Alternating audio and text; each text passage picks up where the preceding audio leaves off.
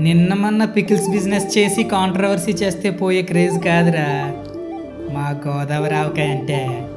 వేడివేడి అన్నంలో కొంచెం ఆవకాయ ఏంటి కొంచెం నెయ్యి తగిలిస్తే.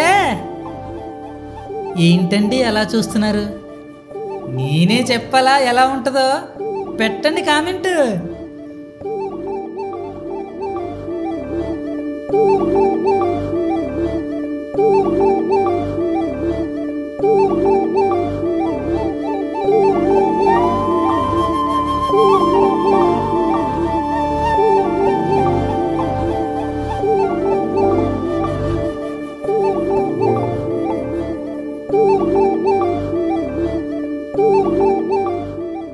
Don't forget to comment your favorite pickle.